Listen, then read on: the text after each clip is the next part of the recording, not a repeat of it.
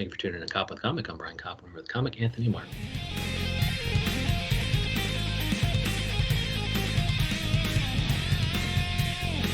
Anthony Martin, how the hell are you? I'm good. It's good to be here. Thank you. Oh, great. Great to have you on. Thank you so much for coming on. We follow you everywhere.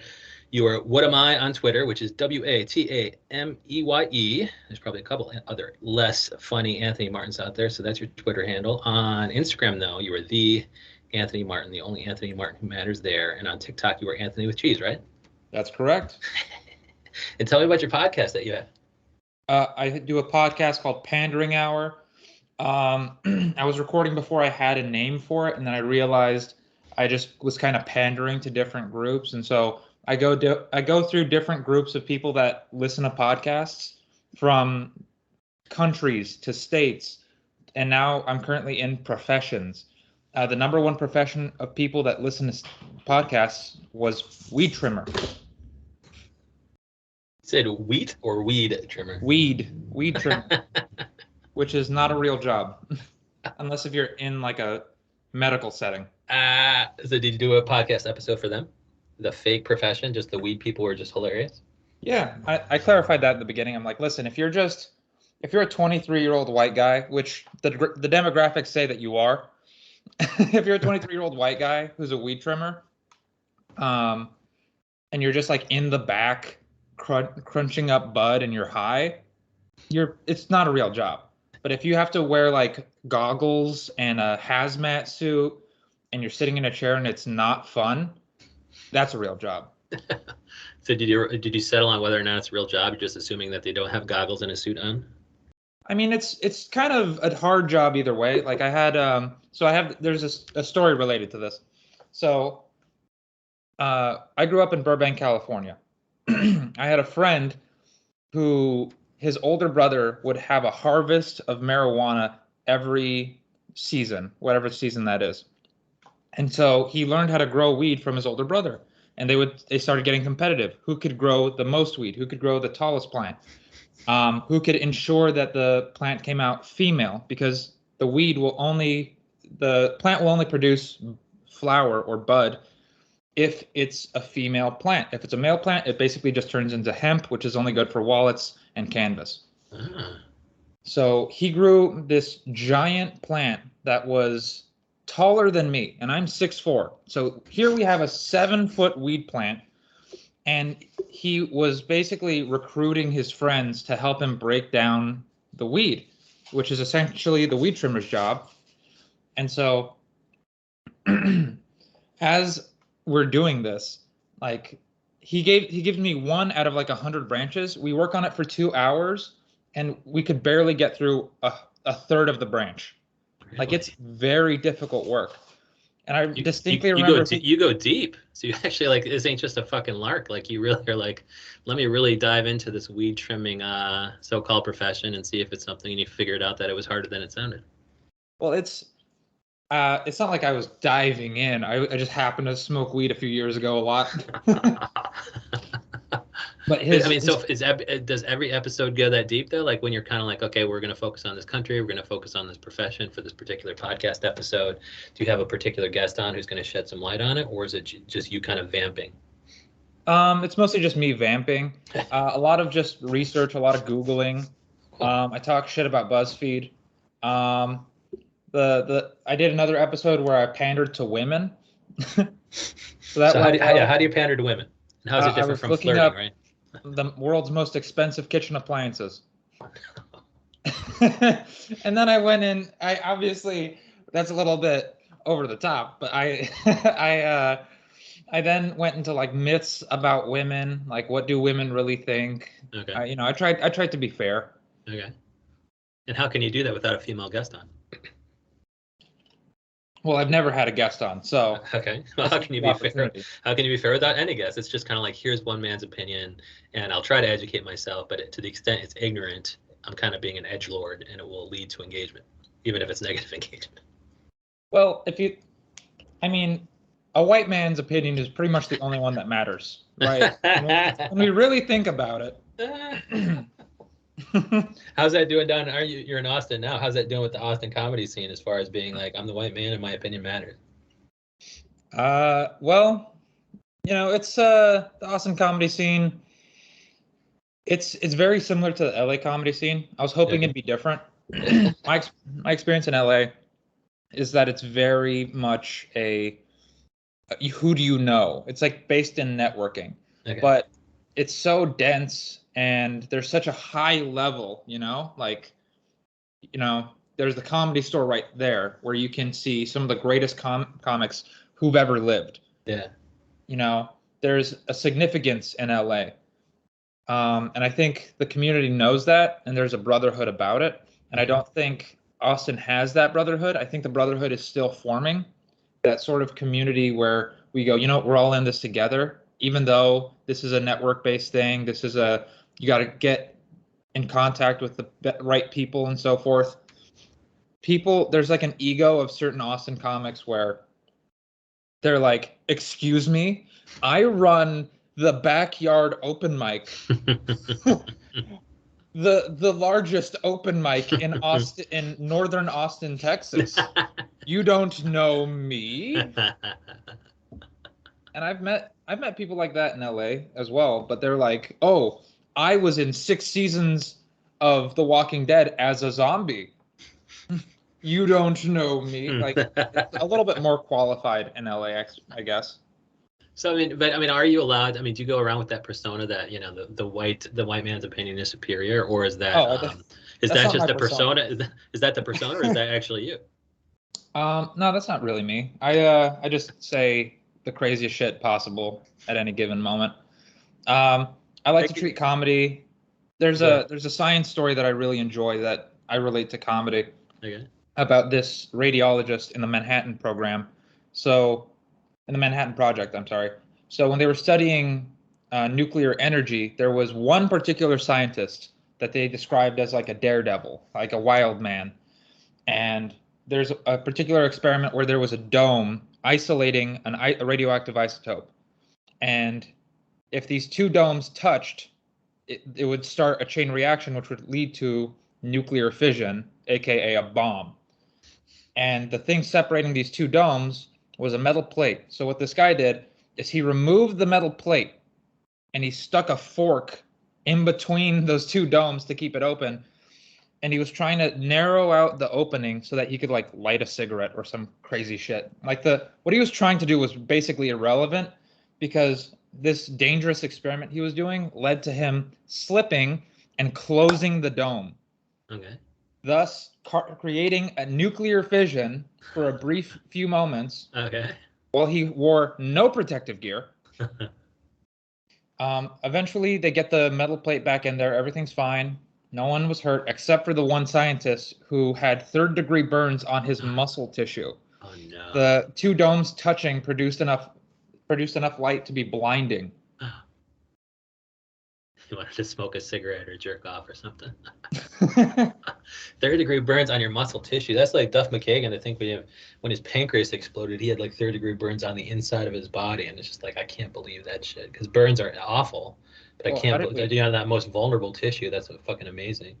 How is that possible? Yeah, I don't know. Pancreas? His pancreas exploded because of alcoholism. He's sober now, but after Guns N' Roses, he was drinking pretty heavy, I guess, and yeah, I guess that happened. So that fucking sucks. But yeah, so the scientists, so was it by accident? Like, in doing so, they discovered that nuclear fission or fusion actually worked, though, right? It was kind of an unintended consequence was positive, which is like, oh yeah, that shit works. He was just fucking around, really. Like, as far as I read, he was mostly just trying to find different uses for it. Like, if he could use the energy to, do something meaningless, like light a cigarette or scramble an egg. Like he was trying to make it. He was basically trying to domesticate a nuclear explosion. And have they done anything with that? Like, did they use that in microwaves and shit? Like, was there unintended positive consequences with that shit? Like, other than bombs, did they use it for commercial technology at all? Or am I asking the wrong comic? I should be asking a scientist, I suppose, or Googling it myself, or going on. I'm not much of an expert. I just like the story. Oh yeah, but yeah. So related to comedy, Demon Core. But related to comedy though. Well, there are certain topics that are radioactive and will get you burned. Okay. Like I've seen it happen where, I'm friendly with a person, I'm nice with them, but in the effort of trying to be dangerous and in the effort of trying to get, not necessarily be shocking, I want to be seen as clever and intelligent. But in the same way with Dave Chappelle, like he goes after those hard topics, and I want to have the same spirit. And sometimes people look at me a certain way because they're like, "Oh, you said the bad thing." It's like, yeah, well, it was funny in the moment, or I was trying to be at the very least. Okay. So you were trying. Okay, at the very least, you knew I was trying to be funny, and if it didn't work for this particular audience, that doesn't mean it will never work. And it's like, why are you recording this shit? Because I am just trying to fuck around right now, so that when I got my special, I'll be able to edgelord successfully to laughs in every single room. And what are the topics that you're kind of going after? Like Chappelle found out that, okay, I've had an experience as a black person, I grew up as a black person. I was born as a black person. I knew every black person in the history of time. I can talk about this stuff intelligently from a variety of experience. But his commentary on the LGBTQIA community is like, dude, you met a couple gays, and like that qualifies you to opine as to what trans people are going through. I think that he kind of forgot the cardinal fucking rule, which is like knowing one black person is not knowing all of them. Like, don't generalize, don't stereotype. So, like, what are the topics that you think that you've been successfully able to kind of, break, you've been, dancing the razor's edge to laughs. What are those topics that you're kind of successful at? So my during this whole Asian hate thing, my girlfriend is Asian. So I have this bit about wanting to be able to kill someone righteously, like kill someone, but everyone's like, yeah, you got him, And so the fantasy I ended up coming up with is like me and my Asian girlfriend are out to dinner, let's say in Texas, and some guy walks over and he's like, hey, fucking ching chong, little lady, and he flips our table, and I just beat the shit out of him. And there it's like, go. I make it more ridiculous than that, or like, if it's not just one guy, it's 10 guys, and I defeat him with my kung fu. You know what I mean? That's amazing. I'm able to get away with a lot because I create this hateful character, and they see me, and it kind of paints me in such a light where they go, "Oh, Anthony's not going to say the fucked up thing," and then I do. But the kung fu thing is a cap. But like, you really have to have an Asian girlfriend. Like, it's the fact that the character, you're with an Asian girlfriend, the joke is kind of enough, I would think. And yeah, I like putting in the mouth of a hateful character and slamming it all down with kung fu. That's fucking magical. And how did you kind of arrive at the idea? Oh shit, I should put this in the idea of something. I should put this, these words, these hateful words, coming out of a hateful character, and that way people are still on my side. Well, it's just accurate, for accuracy. And I've tried doing things similar, like I'm half Mexican. So I was about to say I've been Mexican all my life, obviously. But the only two white people in my family are me and my dad. Like all my cousins, everyone, the only family I've ever known is Mexican. My grandma would babysit me when I was a kid, and she only speaks Spanish. So growing up and then starting to see the whole Trump thing, where Mexicans become demonized, it was very personal for me, and it just kind of became my grandma. And I tried to approach the situation as a Mexican, but that only really works if you have sort of like if you tackle it with a more liberal language, Okay, like you kind of have to pigeonhole your enemy, quote unquote, the opposing characters in such a narrow-minded way. And I don't have that kind of perspective in life. I think everybody's the same.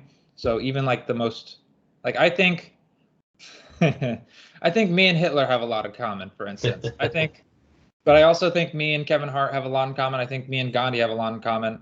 I think everybody is everybody. Okay. And it's just the way they navigated life that led to the great things or the horrible things that they did. Hitler just acted on his maniac impulses. Do you have maniac impulses like Hitler? And how are you controlling them? Okay. And how are you controlling that? By just saying it into a mic instead of, in front of 4,000 hateful bigots? Oh, dude.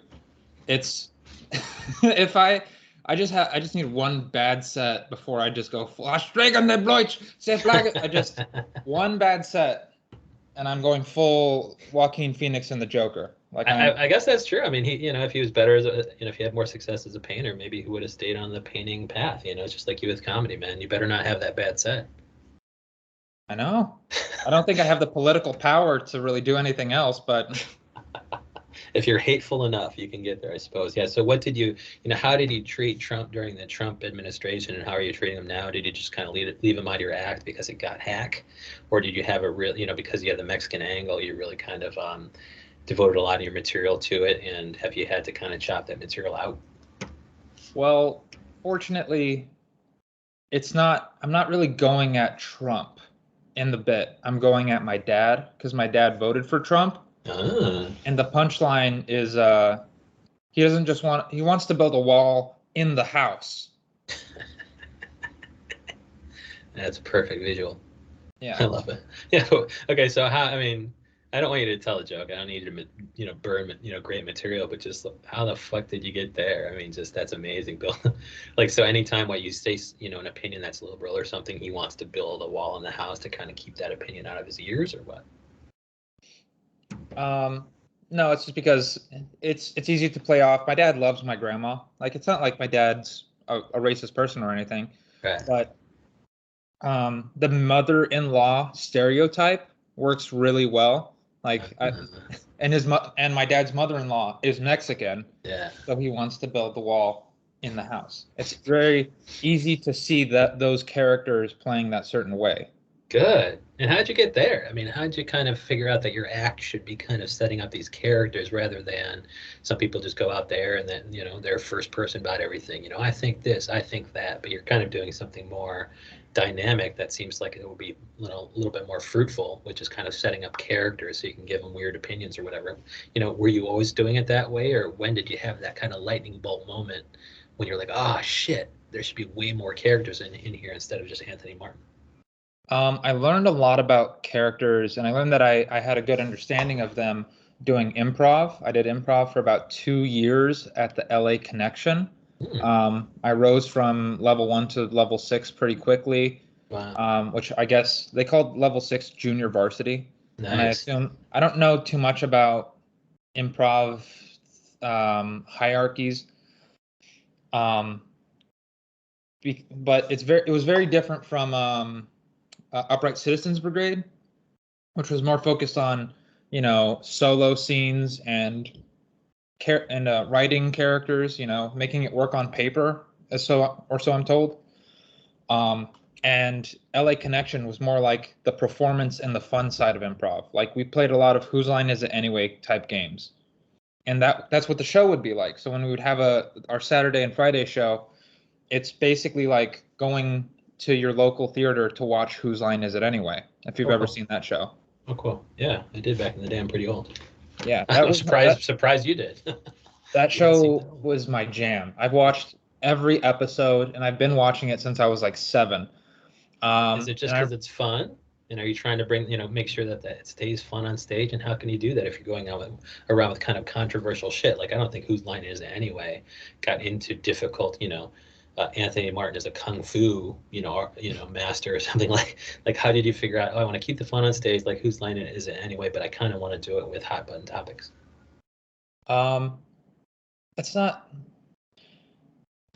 Well, first of all, in Whose Line Is It Anyway, there's like a few iconic moments, and like they're playing to an audience. So it was kind of a little bit stand-up-y in terms of the banter between the host and the players. And there are a few moments, like recent moments in Whose Line, when it wasn't Drew Carey hosting anymore, and it was Aisha Tyler, who's a black woman. They're talking about Tarzan. They're like, why does a white man have to be king of the jungle? And Ryan Stiles goes, well, he has to be able to swim, off the top of his head. Wow. And you just see everyone lose their shit. Wow. But it's not like they're like, oh, fuck it, get him. Like, they're just like, damn, that was good. Wayne Brady, they all thought it was great. And I don't know the background of it. Maybe that had a darker impact that they never saw Ryan Stiles again with HR that I wasn't privy to. But moments like that are kind of what I strive for in comedy, where everyone can go, oh, But that will shift, like, the whole stereotype of, colored people not being able to swim, people of color not being able to swim, like, that couldn't, maybe that doesn't get the knee-jerk laugh it does anymore. So are you making sure to kind of like, figure out where the line is with each audience so that you kind of dance on it rather than crossing? Oh, certainly. But that's the craft of it all. Yes. It's trying to stay connected with people and trying to, update your material, stay present. And there's nothing but being present when you do stand-up, as I'm sure you're aware. But first, you have to be as brilliant as Ryan Stiles on that show, which of course he is. He surfs the Saints. Anthony Martin on Twitter. What am I? WATAMEYE, which is where I'll be retweeting all his edgy, funny shit. But also the Anthony Martin on Instagram. Anthony with Cheese on TikTok. Anthony Martin, thank you so much for coming on. Yeah, thank you for having me. This has been great.